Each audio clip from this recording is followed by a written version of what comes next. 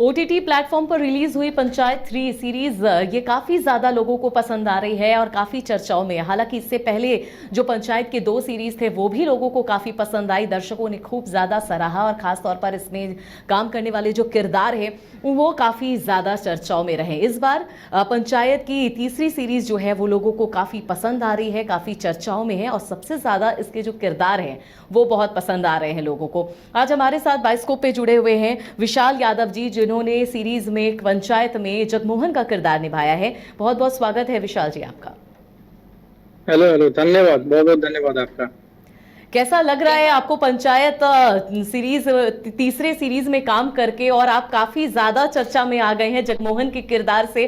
क्या खास है इस किरदार में, बताइए दर्शकों। मुझे बहुत मजा आ रहा है, इतना अच्छा रिस्पॉन्स आ रहा है कि जब से सीरीज रिलीज हुई है 12 बजे रात में आई थी, उसके बाद से मैं फोन पे हूँ, लगता मैसेज कॉल फोन सारी चीजें तमाम। तो मेरे लिए अभी जो है दुनिया चेंज हो चुका है और सारी चीजें चेंज हो चुकी है। इतना सारा रिस्पॉन्स आ रहा है मेरे पास और बहुत अच्छा लग रहा है।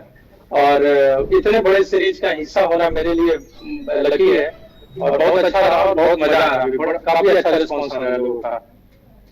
लेकिन विशाल, आपका किरदार है क्या, क्या रोल आपने निभाया है जो इतने ज्यादा चर्चाओं में आ गए हैं? क्योंकि कई ऐसे किरदार हैं और उस किरदारों में से किसी एक किरदार के निकल के सामने आना, उभर कर सामने आना और लोगों के दिल को छू जाना, ये बहुत बड़ी बात होती है। जरा अपने किरदार को एक बार दर्शकों को समझा दीजिए। जी, ये जगमोहन जो है वो हमारे समाज के निचले तबके के लोगों में से एक है, जो मजदूरी करता है, उस वर्ग से है, मजदूरी करता है और मजदूरी से ही अपने घर का पालन पोषण करता है, जो भी है, अपने बीबी का, अपने बच्चों का, और इसके साथ एक दादी है। तो जगमोहन जो है इतना इनोसेंट, इतना प्यारा जो हमारे समाज में होता है और हमारे पूर्वांचल में और बाकी यूपी बिहार और बाकी सारी जगहों पे और ये पूरा भारत में, भारत का संस्कार ही है कि हम लोग अपने बुजुर्गों से काफी प्यार करते हैं, काफी प्यार करते हैं। और एक नाती और एक दादी अम्मा का रिलेशन हमेशा भारत में जो है ना सबसे बढ़िया रहा है। तो वो प्यार दर्शाया है। उस जगमोहन जो है अपने दादी से प्यार करता है और दादी का बात मानना भी है उसको और दादी को मना भी नहीं करना है और अपना भी जो दुनिया के हिसाब से उसको भी मैनेज करना है। तो उस दुविधा द्वंद में जो है जगमोहन फंसा हुआ है। उससे निकल तो मुझे लगा कि लोगों को काफी इसलिए पसंद आ रहा होगा कि उसको तो अपनी दादी के लिए जो प्यार है और समाज के हिसाब से जैसे अपने आप को वो झेल रहा है और गरीबी है उसके हिसाब से उसको घर भी चाहिए, उसमें वो फंसा हुआ है। और इसकी राइटिंग इतनी उम्दा है, चंदन सर ने लिखा है, चंदन कुमार जो पंचायत का राइटर है, इतना बढ़िया उन्होंने लिखा है, इतने अच्छे संवाद लिखा है कि उसको बोलने में इतना मजा आता था कि किरदार में जाने में बहुत ज्यादा सहयोग करता था। तो मुझे यही लग रहा है ये जो किरदार है ना बिल्कुल समाज के बीच से आई है। बाकी सारे किरदार समाज के बीच से हैं, लेकिन ये जो निचला तबका है जो ज्यादातर लोग ध्यान नहीं देते, उस घर की स्टोरी है। वैसे एक जगमोहन है जो हमारे गांव में समाज में होता है, जिसके पास 2 वक्त की खाने की चीज नहीं होती है, एक वक्त कमाएगा तो शाम का खाएगा, वो मतलब आज मजदूरी करेगा तो शाम को खाएगा। वैसे एक जगमोहन की स्टोरी है जो स्ट्रगल करता है और एक घर में उसकी सबसे ज्यादा बड़ी समस्या यह भी है कि वो एक घर में इतने मतलब 4 लोगों का परिवार जिसमें सारा सामान भी है, उसी में सोना है, उसी में रहना है। तो उसकी एक अलग स्ट्रगल चल रही है कि थोड़ा घर बड़ा होता, चीजें बड़ी होती तो अच्छा लाइफ होता। तो लाइफ को जीने के लिए भी स्ट्रगल चल रहा है, उसका खाने के लिए भी स्ट्रगल चल रहा है, सारी चीजें चल रही। तो इसलिए मुझे लगा कि लग रहा है कि लोगों को ज्यादा कनेक्ट कर रहा है ये सारी चीजें। बिल्कुल, क्योंकि किरदार ही ऐसे हैं कि लोगों को कनेक्ट कर रही है। बिल्कुल देसी और ऑर्गेनिक इस फिल्म में किरदारों को दिखाया गया है। कहानी बहुत ज़्यादा ऑर्गेनिक है, इसलिए और ज़्यादा दिलों को छू रही है ये सीरीज। विशाल, लेकिन एक अहम ये भी बात जानना ज़रूरी हो जाता है, कितना स्ट्रगल करना पड़ा आपको, ये मौका कैसे मिला, ये भी एक बार बताइए। स्ट्रगल तो रहा क्योंकि मैं अभिनय क्षेत्र में बचपन से ही आ गया था, मुझे अभिनय ही करना है, तो उसकी तैयारी शुरू कर चुका था। मैं बिहार के आरा शहर का रहने वाला हूँ, वहाँ एक बहिरो गांव है, वहां से बिलोंग करता हूँ मैं। तो मैं 7वीं क्लास से ही अभिनय में आना था मुझे, तो मैंने तैयारी शुरू कर दी। तो पहली बार वर्कशॉप और सारी चीजें, एक आरा में रंगकर्मी है हमारे गुरुजी चंद्रभूषण पांडे, उन्होंने मुझे प्रोफेशनल अभिनय की ट्रेनिंग दी, वर्कशॉप दिया और तमाम चीजें बताई। और मैं इंतजार करते रहा कि कब मैं यहाँ से 12th कर लूं और मंडी हाउस के लिए निकलूं, जहाँ प्रोफेशनल थिएटर और उम्दा अभिनेताओं के साथ काम करूं, उनसे अभिनय की बारीकियां सीखूं। तो उसके बाद मैं मंडी हाउस पहुंचा 12th करने के बाद, आरा के बाद। और आरा में भी काफी एक्टिव था अभिनय के क्षेत्र में, और लोगों से सीख रहा था, जान रहा था, समझ रहा था अपने लोक संगीत और जो भी है जो हमारे यहाँ ड्रामे हैं भिखारी ठाकुर के, सारी चीजें बचपन में कर रहा था मैं। लेकिन दिल्ली गया, फिर हिंदी रंगमंच में जुड़ा, और वहाँ एक एनएसडी के बहुत बड़े एक्टर, अब नहीं रहे, हमारे गुरुजी रहे महेंद्र वेवाती, एनएसडी 95 बैच के साथ, उनके साथ रहा और काफी अभिनय की बारीकियां उनसे सीखा। और फिर मैं वहाँ अपना थिएटर ग्रुप बना के परफॉर्म करने लगा, जो काफी लोकप्रिय रहा मंडी हाउस में। 2016 में मेरा एक प्ले था जो काफी सक्सेसफुल रहा। वो प्ले ने मुझे वहाँ रातों रात स्टार बना दिया। श्री राम सेंटर मंडी हाउस में वो शो करता था मैं। उसके बाद मुंबई आया, क्योंकि फाइनली फिल्म करना था और फिल्मों में काम करने था, वो तो एक जरिया था सीखने का और समझने का एक रास्ता था। मैं चाहता था कि सीख कर और समझ कर पूरी तरीके से तैयार होकर मुंबई जाऊं, तभी चीजें बनेंगी। तो पूरी तरीके से समय लगाया, सीखा, जाना, समझा, सब कुछ।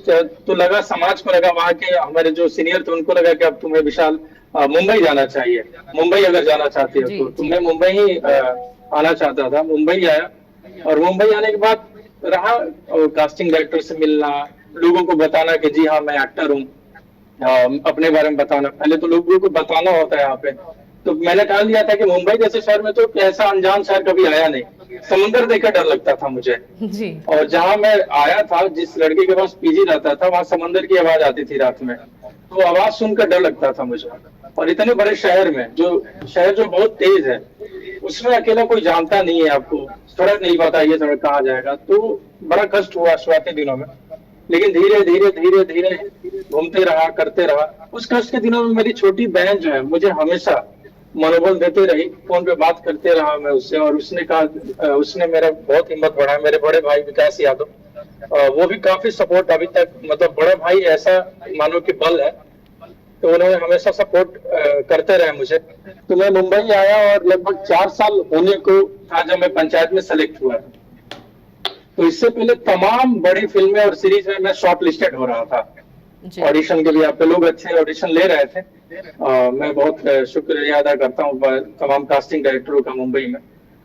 सब ऑडिशन ले रहे थे, लेकिन मैं शॉर्ट लिस्टेड हो रहा था, फाइनल नहीं हो रहा था जी।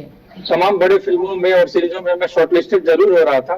तो मुझे उस बात की भी खुशी थी उस समय कि चलो मैं शॉर्ट लिस्टेड तो हो रहा हूँ इतने सारे लोगों में। लेकिन एक समय बाद ऐसा लगा कि लोग मुझे लेना नहीं चाहते, कि वो शॉर्ट लिस्टेड करते हैं, आगे नहीं काम बढ़ रहा है। लेकिन ये मेरी कास्टिंग जो है, यहाँ एक कास्टिंग एजेंसी है, द कास्टिंग बे, जी जी, जिसके जो मालिक है अभिषेक बनर्जी सर और अनमोल आहूजा सर। और इस प्रोजेक्ट के एसोसिएट जो है सहज भाई है, और असिस्टेंट सचिन तिवारी और श्रेयांश भाई। उन लोगों ने मुझसे कांटेक्ट किया और मेरी ऑडिशन ली, और जमकर मेरे साथ मेहनत किया, मुझे मौका दिया और टीवीएफ को ऑडिशन दिखाया। और विशाल जी, टीवीएफ को आपने अच्छा ये लगा। बताया कि आप कई जगहों पे ऑडिशन दे रहे थे, ऑडिशन में सेलेक्ट नहीं हो पा रहे थे, काफी स्ट्रगल भरा दौर रहा उस वक्त आपके लिए, और एक टाइम के बाद आपने खुद ही कहा जैसे कि आप हताश हो गए कि आपको कास्ट नहीं किया जा रहा है। लेकिन ये अचानक से अपॉर्चुनिटी कैसे मिली, और आपको ये किरदार कैसे मिला, और ये किरदार कितना रोचक लगा आपको करने में?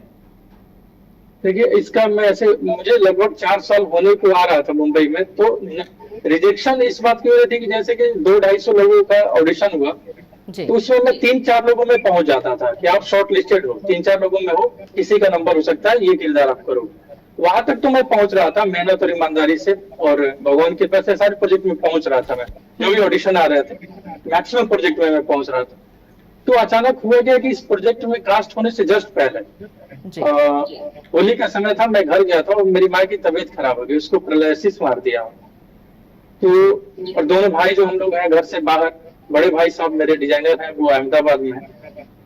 तो मैं घर गया और मैं टूट गया कि वहाँ काम भी नहीं मिल रहा, माँ का तबीयत भी खराब और सारी चीजें। तो एक मन जो है पूरा उदास हो गया था कि वहाँ काम कोई देना नहीं चाहता, कि शॉर्ट लिस्टेड करते हैं और कहते हैं कि बड़ा अच्छा एक्टर है, बड़ा अच्छा एक्टर हो, बड़ा अच्छा एक्टर। यही सुनने को मिलता था, सब यही करते थे कि नेक्स्ट टाइम काम करेंगे साथ में, और ये बोलते थे कि बड़ा अच्छा एक्टर हो, किसी दिन काम करेंगे हम लोग साथ में, बेस्ट ऑफ लक करके वो बस वहीं तक हो जाता था।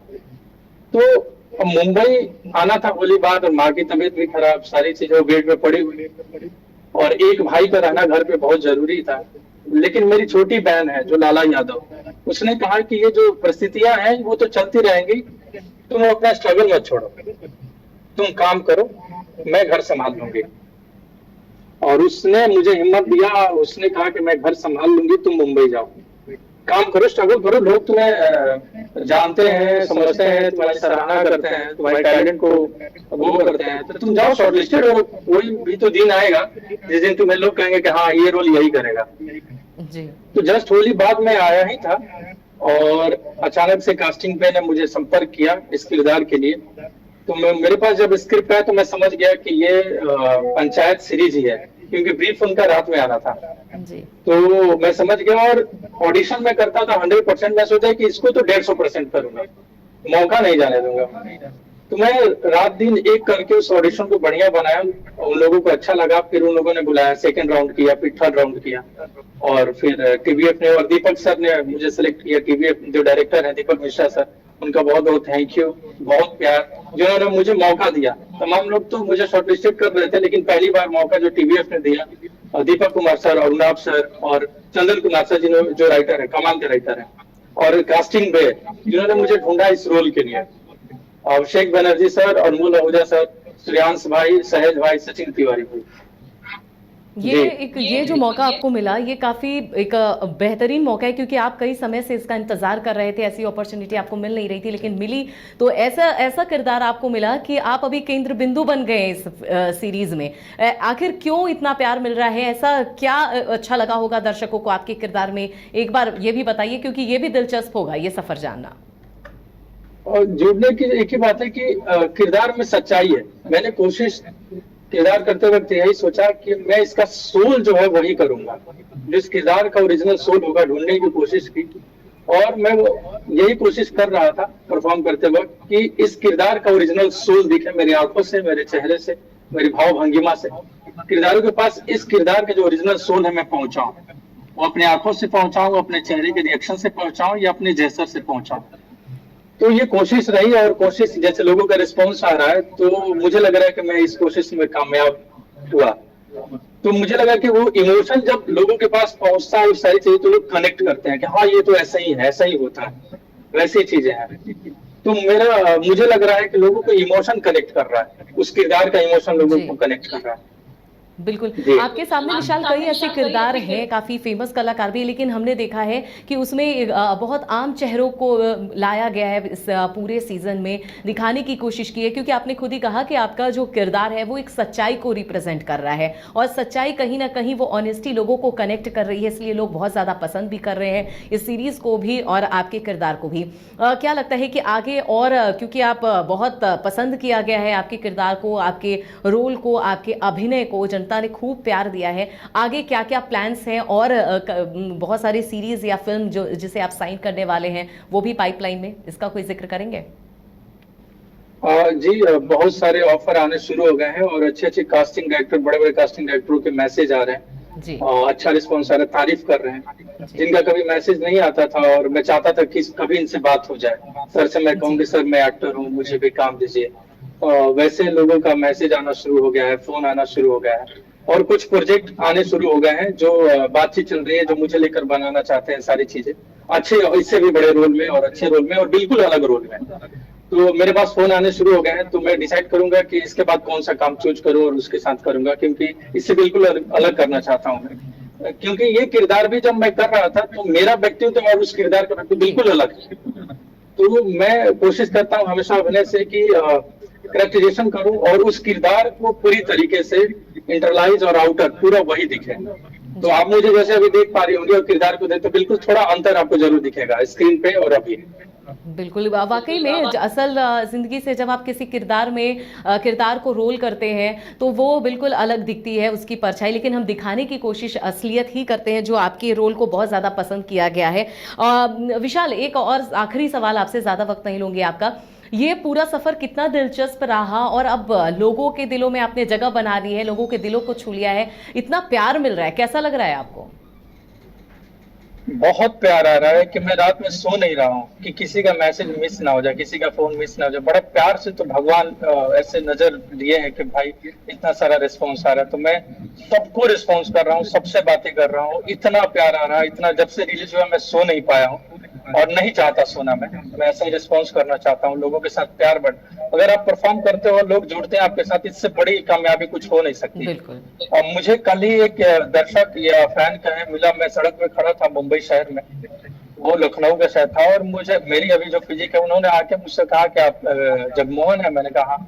और मेरे हाथ पकड़ के वो रोने लगे, और रोते रोते उन्होंने कहा कि मेरी भी दादी थी विशाल भाई, और वो इंसान कनेक्ट कर गया उस किरदार से। तो मेरे ध्यान में उस समय यही आया कि जो मैंने किरदार जी किया, जो किया, वो लोगों को कनेक्ट कर गया, मैं सफल हो गया अभिनय करने में, ये किरदार करने में। बिल्कुल, तो कहीं न ऐसा कहीं आपके प्रभाव हो। किरदार जो आपने किरदार निभाया है सीरीज़ में, वैसे कई किरदार हैं जिनकी ज़िंदगी में ऐसी वाक़या हो चुकी है और वैसे लोग बहुत जल्दी आपसे कनेक्ट हुए, आपकी सीरीज़ से, आपकी वो किरदार से, आपके अभिनय से। विशाल, हमसे बात करने के लिए, अपना वक़्त देने के लिए बहुत-बहुत शुक्रिया कि आप बाइस्कोप के साथ जुड़े और अपनी पूरी जो सफ़र थी इस सीरीज़ के दौरान उसे हमारे साथ शेयर किया। और हम आपको बता दें कि इन दिनों ओटीटी प्लेटफ़ॉर्म पर रिलीज़ हुई पंचायत सीज़न 3 काफ़ी ज़्यादा लोगों को पसंद आ रही है। इसमें जो भी किरदार हैं वो लोगों के दिलों पर जगह बना रहे हैं, और विशाल यादव उन्हीं में से एक किरदार है जिन्होंने जगमोहन का रोल निभाया है और लोग काफ़ी ज़्यादा पसंद कर रहे हैं। ये बिहार के आरा के रहने वाले हैं और उसके बाद इनके किरदार को और ज़्यादा लोग सराह रहे हैं।